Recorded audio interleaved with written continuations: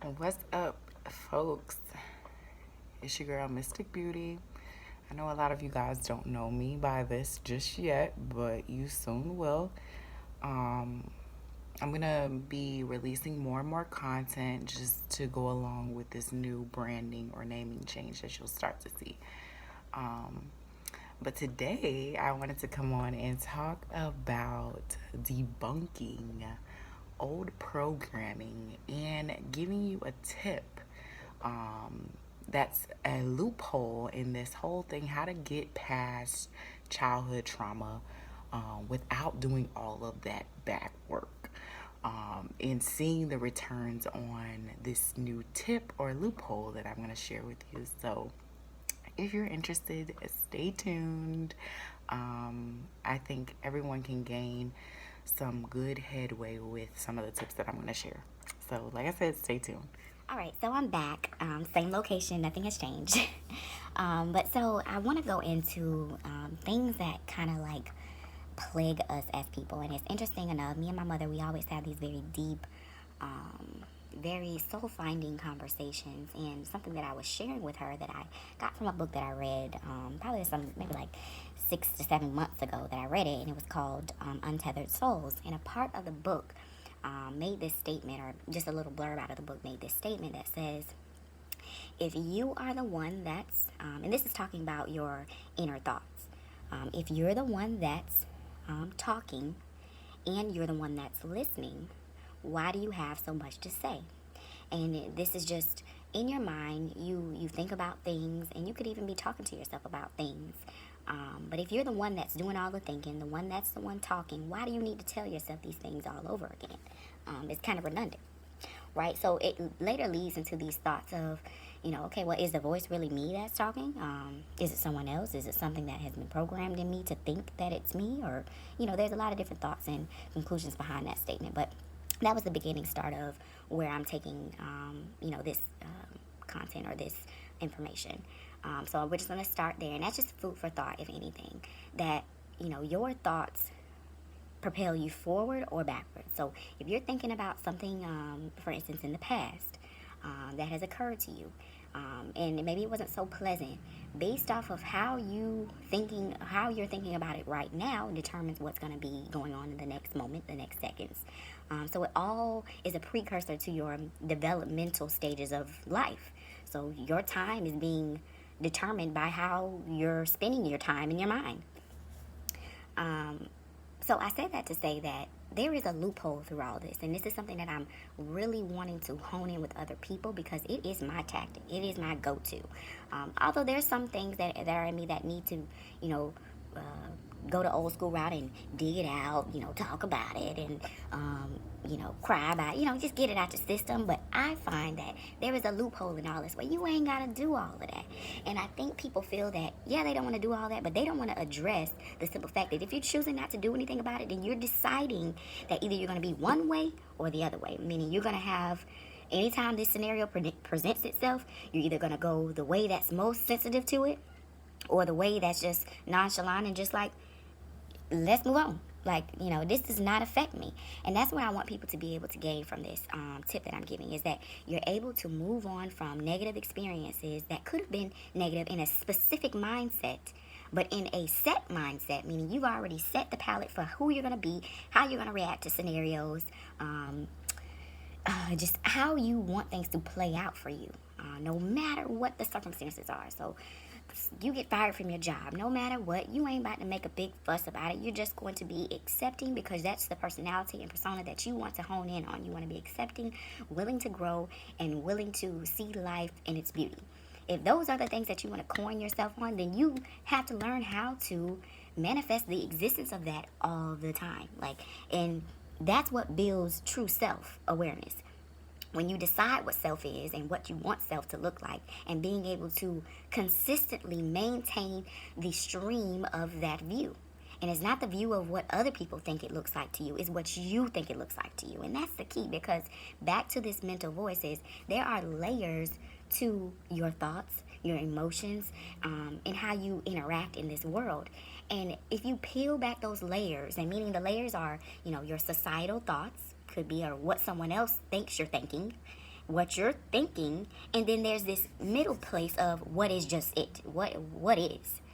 And that's where you want to be. And in this middle ground of knowing self, there aren't these other waves of conversations or existences of emotions and thoughts, because they don't matter. And this is where the silence comes in, and this is where meditation comes in. This is the easiest way that you get to that place without doing all of this digging. Because you got to work through things, but you don't have to physically think with your mind. Because like I said, if you are the one that's thinking it and you're the one that's saying it, why do you need to even say it? Because you are the person doing all the work. So do the work in silence. Get your mind quiet. And this is the whole thing about meditating. You know, in the beginning, you may have a hard time getting your mind quiet, but you know what? It's because you got a lot of stuff to debunk, to deprogram, to reprogram into some newer understandings that you have, but you haven't allowed yourself to let go some stuff. And just finding some silence enough for you to kind of sift through the file folders, because you're doing the work, but you don't have to let yourself know you're doing the work. And that's my point, is you do not have to coach your thoughts along the way with the spiritual work that's being done in the background. And that's what we've taught ourselves, is that we got to be in the forefront of the movement of our growth. No, sometimes we just got to sit back and let our subconscious work through some of this junk that we've piled back. Yeah, we can come to meditation or to silent places with an intention, which is very important, to come with an intention of what you want to receive, but then allow yourself, who is self-sustaining, meaning your heart pumps without you even telling it to do it, allow that piece to work in full effect, even in your mind's eye, and going through things that have possibly been traumatizing, and getting the healing and the rejuvenation from just that. You don't have to work that hard. And that's the whole thing that I'm sharing with you. The loophole is that gag, you don't got to do all this extra therapy stuff, although it's very helpful, and I've heard that people have gained a lot of stability and strength. And I feel like if you are at a manic panic state in your life, then that could be your starting place, and there's nothing wrong with that.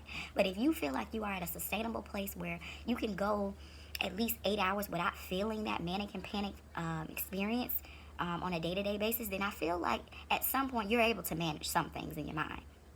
And with that alone, you can gain more momentum just by perpetuating the flow of not acknowledging things that could be bad. And you do this by either meditating, you do this by ignoring shit that just don't serve you. So, for instance, say you could have a what-if thought, and people have what-if thoughts all day long, but let me tell you my tip of what-if thoughts. If that what-if thought is so bad, like, here's one. What if I get corona, and I can't breathe no more, and I'm losing my breath, and I die? That's a what-if thought. But the key to all of this is stop taking yourself there, because you don't have to. You do not have to feed that thought all the way to the very end. Just like you see a child doing something bad, and you say, hey, don't do that. You cut them off right at the beginning of where they were, because you see what they're about to do. You do the same thing with your thoughts if it's not leading you to a prosperous place. And that's what I mean about really, really honing in on some momentum towards a very enlightened place. Cut that mess out. Cut these extra thoughts of you thinking or trying to think through something that your mind has already thought of, but trying to explain to your front mind that this is how it goes. You get it? You get it, mind? You see what I'm saying? No, you don't have to do that. That's crazy. If you're talking to yourself in that much, if you're talking to yourself that much, you need to really, really, if you need to try to, if you are trying to get yourself to understand a different view, get quiet. That's all. Get yourself quiet. Get into a meditative state. It's interesting enough, I had a few people reach out to me about meditation and how do you actually do it. So I'm going to tell you exactly what I do when it comes to meditating. And mind you, I have mastered it to a point where I can get into a meditative state so quickly, like, you're like, okay, you still there, man? And that is the beauty of meditation. Once you start honoring the craft of it and really focusing on doing it more often than not, then you will learn how to do it in the most high-stakes scenarios, and you'll have better control over the you that's in the middle. Because the you is the non-responsives towards anyone's opinion, the world's opinion, and all the above. It's just existing. And being in an existing place is where that bliss lives. You're blissful when you're just existing. Just existing alone is bliss. Where you're not trying to fix nothing. You're not trying to give someone the idea that you're trying to fix it, even though you don't know how to fix it. Like, just existing. And just maintaining that continuum of existing with no real interruption from you. Because your mind, well, that's another story, but we'll get into that a later date. But I just wanted to share these tidbits with you. The reason I'm not creating so much structure in this is because sometimes you can tell a story to 10,000 people, and 9 times out of 10, there's a lot of people in there that just got completely different outcomes from what you have shared. So I want to make this in a very fluid and translucent, because that's where we're going in society, in our dimensional living, just in a place where things are fluid and transferable. And you don't have to work so hard to make sure that your message is coming across, but just making sure that the message is being shared, because somebody needs it. And that's where I am, because I believe I've held on to some programming that has not allowed me to share the love and the connectivity of where my journey has taken me. And that's what I'm doing now, and I'm appreciative that you guys are receptive to the things that I'm sharing with you. And my prayer and hope and my spiritual awakening is here, and it's now. And I don't think I'm awakening anymore. I'm woke, you know. Of course, I put my own little pressures on myself to be in certain places, because I know that there are greater places for me to share this understanding and love and compassion with others, so that they can get to the places that I've been, or if not further. And just how you feel about you, most of all, and how you put your foot in front of you each and every day, and really love when that foot step out. Oh yes, girl, that's my toe. Like, just really, really enjoying life, and being unapologetic of who you come out to be at the end and in the process, So hopefully this message, and I know this message is touching somebody at some point. And if by chance this message doesn't, resonate with you, that's okay. It was a seed that was planted, and then you know what? Down the line, it's going to come back to you. But that's what all of this is about: planting seeds and allowing your mind to really do the work. Because there is always, a journey to the next place. You just don't pop up in the morning and just, oh, I got a multi-million-dollar company. I'm as blissful as I can be. And yeah, it just doesn't happen that way. You work towards these things, and sometimes you don't have to work as hard, because that's what we've been programmed to understand, that we have to work hard in order to have something, worthwhile. And some people just operate that way, which is totally fine. But I do want to let you guys know that meditating can be a way of relieving some of your hang-ups, your programming that just is not serving you, that you could have picked up when you were younger, and you just never went back to debunk it and to show it with the right way it needed to be. So I encourage you all to take up meditation, and if that's just you sitting before your kids get up in the morning, or when you get in the shower, just really focus on breathing. And when you're breathing, make these specific sounds. So I'm going to show you. Excuse me. So when you breathe in, I'm just kind of warming up. So give me a second. And the breathing out is the real kicker. All right, so you want to close your eyes. And closing your eyes kind of allows you to turn off some of your senses, so that you can focus on this one sense. And that sense is of breathing and sound. So I want you to find a sound that you know. I want you to focus in on it. So the sound that I know right now is the refrigerator. I can hear it. I can hear it consistently humming. Sounds like the motor. And I'm just going to focus on that sound. And I'm going to keep my attention on that sound. And whenever I find my mind drifting, I'm going to come back to it. See there, my mind drifted because now I hear lawn sounds. But I'm not focused on the lawn sounds. I'm focused on the refrigerator sounds.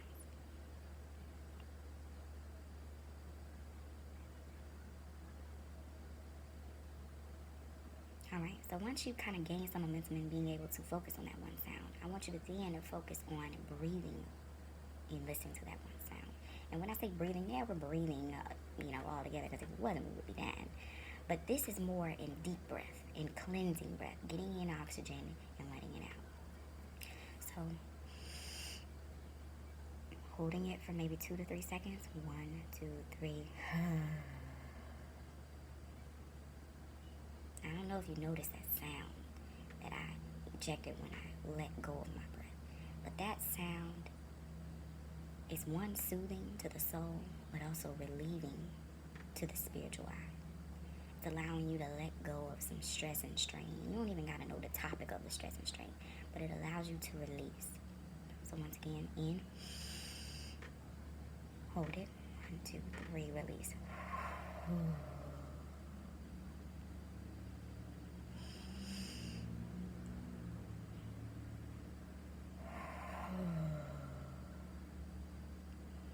Now the next few breaths, I want you to focus in on allowing your tummy to interact with the breath.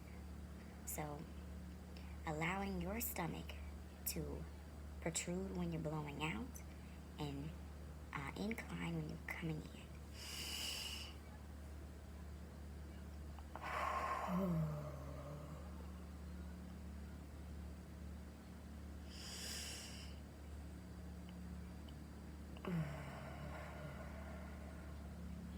And release. Release yourself from anything that could be plaguing you from being so divinely you, in your beauty, in your awe. Just how as your young child looks at you in so much awe and beauty, or even if you don't have children, just how a child can look at you with so much admiration. That's how you're looking at yourself. Wow, I'm beautiful.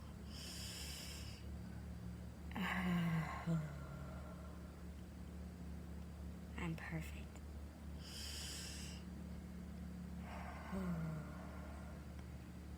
I'm worthy. That was a big one for me. It could be a lot for others, but being worthy of just love alone, not for anything that has any type of monetary, symbol on it, but just love. And that's all this whole existence is about. It's about feeling love, and that love can complete you in so many ways. So come on, let's do that worthy one again. Breathe in, hold it, let it out.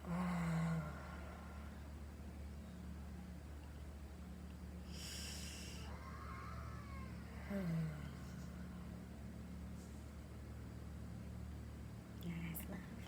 I hope that this moment brought you clarity, peace, a break in the signal that wasn't serving you. And I know that without a shadow of a doubt, you are loved, you are worthy, you are wanted, and you are desired, and just who you are today is perfect.